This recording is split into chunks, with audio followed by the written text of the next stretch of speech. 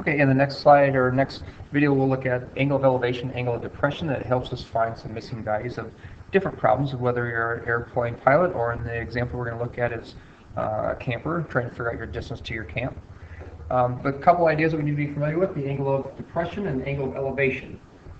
The angle of depression always goes downward from a horizontal side. So if you're in the airplane and you're the pilot, you always go from the horizontal line, look downward as an angle of depression until you find the object that's in your line of sight. So angle of depression goes from the horizontal downward to your line of sight to your object. On the other hand, if you're the person looking up at the airplane, you still want to draw a horizontal line from your line of sight or your eyesight, and then your angle of elevation goes upward until you hit the object in your line of sight. So angle of elevation, angle of depression, that's what those two words mean. Horizontal. Whenever we talk about horizontal, these horizontal lines, whether you're the airplane pilot or the person on the ground looking, are going to be parallel to each other. Horizontal is always parallel to another horizontal line. So if these two lines are parallel, then these two lines form, or these two angles formed here, the angle of depression, angle of elevation, end up being alternate interior angles. And as we've learned in prior math classes, that alternate interior angles on parallel lines are always going to be congruent. So really our angle of elevation and angle of depression are always going to be congruent. So let's take a look at the example that we have. We have a group of hikers on a camping trip, and they're going to climb to the top of a 1,500-foot mountain. When the hikers look down at the angle of depression at 36 degrees, they can see the campsite in the distance. We want to know what is the horizontal distance between the campsite and the group to the nearest foot. So our group is up here at the top of the mountain. We want to know how far have they really hiked horizontally from their beginnings at the campsite. So they got a nice picture set up here for us, so that's kind of nice. We don't have to create our own. The angle of depression, they're looking from horizontal downward, and they see their campsite at an angle of depression of 36 degrees. Now the triangle that's set up is probably going to be a little bit easier to use if you use this triangle here, just the way they have it all mapped out. So we're going to use this idea that our angle of depression is the same as the angle of elevation, so that has to be a 36-degree angle. They're telling us that this thing is 1,500 degrees, or 1,500 feet. So this side is the opposite side of the angle of 36, and this is our adjacent side, so opposite, adjacent. To me, that says try a tangent.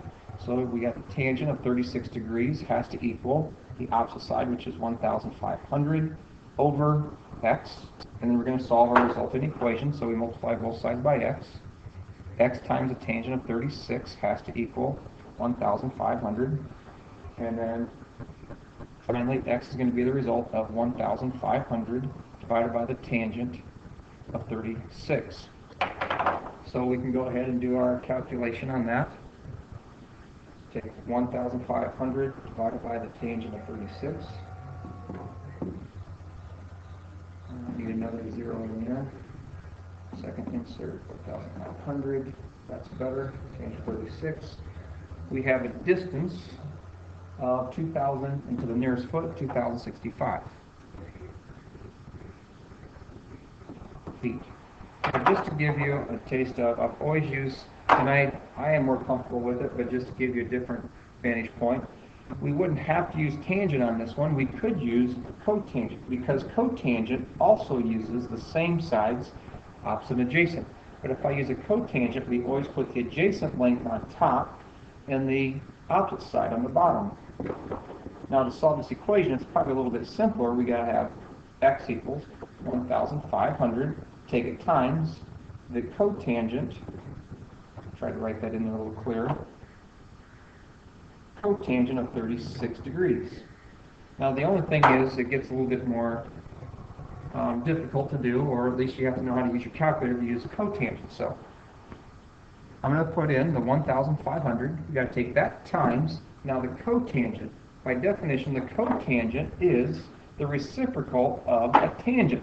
Now we're forced to use tangent on our calculator because there are no cotangent buttons, but they expect us to know that cotangent is the reciprocal of a tangent. So what we have to do is put in a set of parentheses, hit our tangent key, and we're still going to take the tangent of 36, parentheses, but it has to be the reciprocal, and that's where this x to the negative 1 is. That reciprocates. Remember, the idea of a negative 1 in exponent form says it's going to be the reciprocal of the tangent of 36. And if I do that, you can see I get exactly the same value.